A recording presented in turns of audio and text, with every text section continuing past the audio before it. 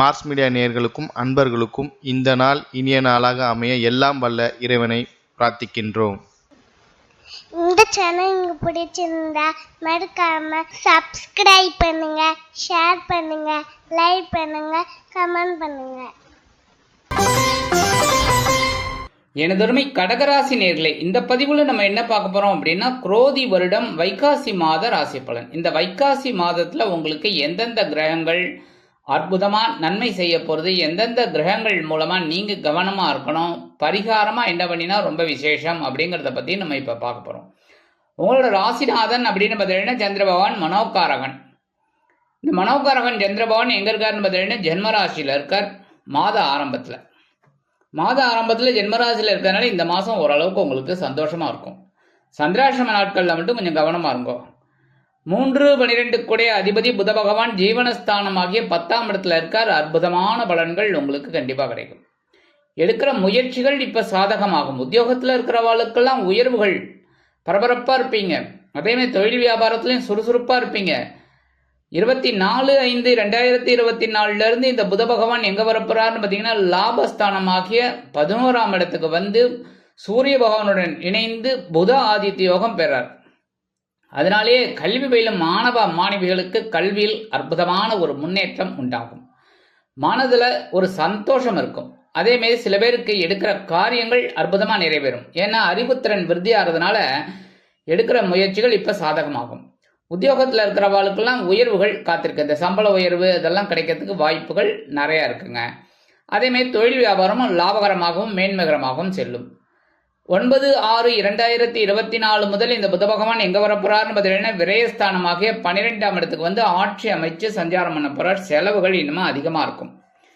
எதுக்கெடுத்தாலும் செலவுகளா இருக்கும். அனாவசியமான செலவுகளும் வரும், அவசியமான செலவுகளும் வரும். எங்க தான் செலவு இல்லாம இருக்கு சொல்லுங்க.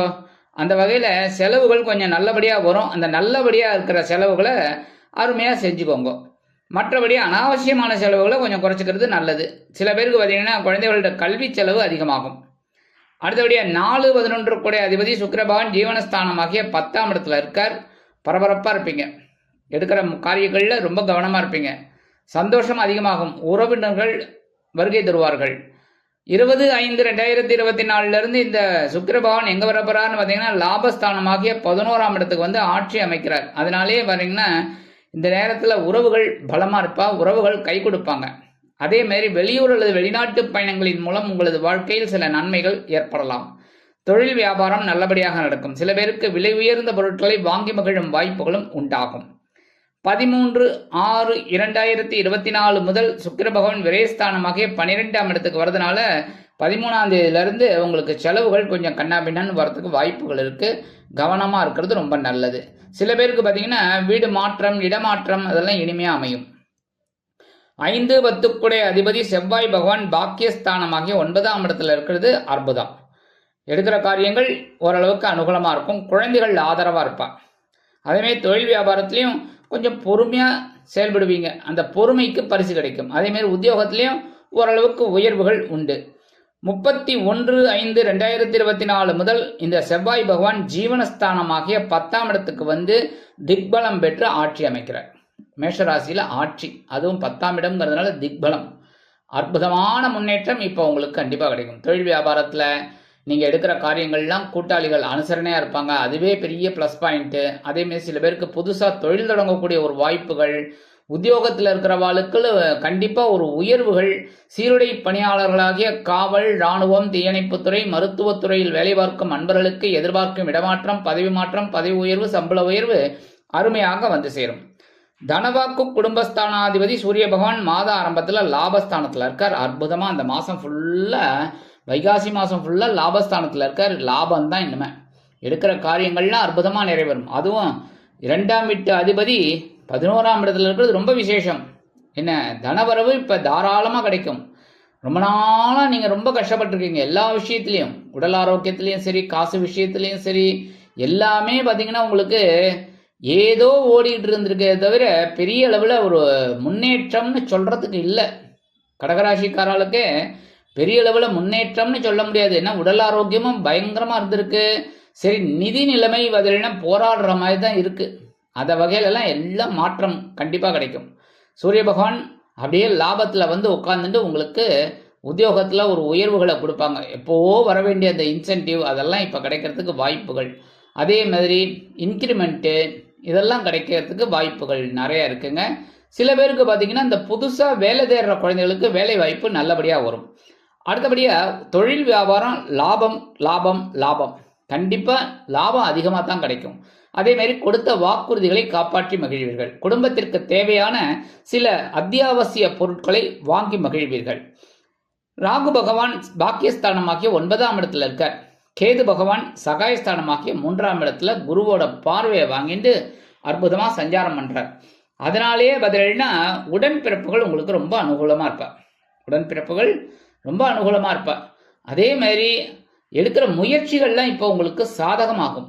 வீரியம், விஜயம், ஆரோக்கியம் எல்லாமே அற்புதமாக இருக்கும்.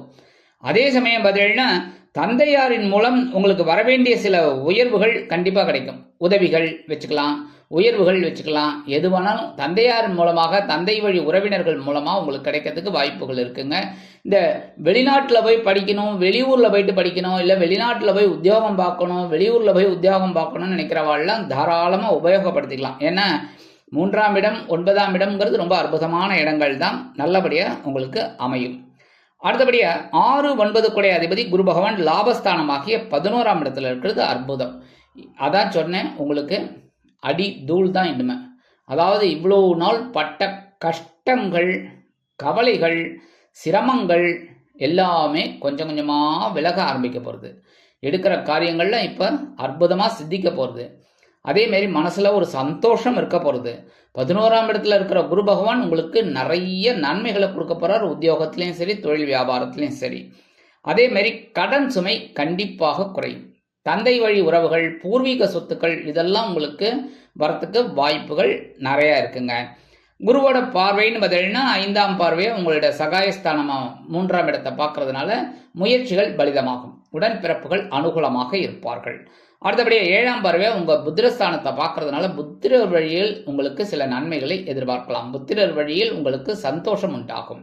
அதே மாதிரி எடுக்கிற காரியங்கள் இப்போ அற்புதமாக நிறைவேறும். மனசில் ஆன்மீக சிந்தனைகள் அதிகமாக இருக்கும்.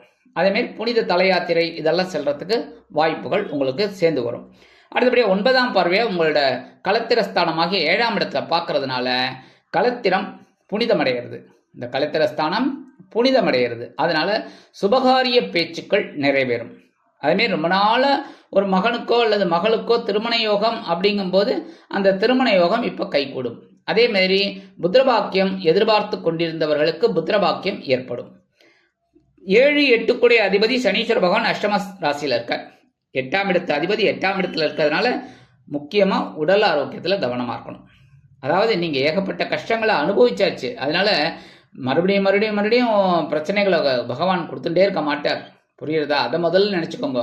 எப்போ பார்த்தாலும் பிரச்சனைகளே கொடுக்குற கடவுள் எப்போ பார்த்தாலும் கொடுக்க மாட்டார், சும்மா சும்மா கொடுக்க மாட்டார்.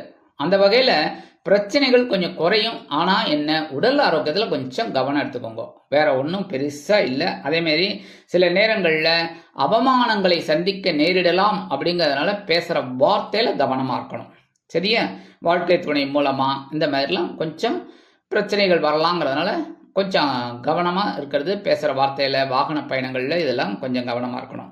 சரி, பரிகாரமாக என்ன பண்ணினா ரொம்ப விசேஷம்னா, கண்டிப்பாக நவ கிரகங்களில் உள்ள சனீஸ்வர பகவானை சனிக்கிழமைகளில் எல் தீபம் ஏற்றி வழிபாடு பண்ணுங்கோ. முடிஞ்சவா சனிக்கிழமை ஒரு அர்ச்சனை பண்ணிட்டு வாங்க, உங்கள் பேர், ராசி, கோத்திரம் எல்லாம் சொல்லி. சரியா? அதே மாதிரி ஒரு தடவை இந்த மாதம் வைகாசி மாதத்தில் ஒரு தடவை திருவண்ணாமலை போயிட்டு வாங்கோ.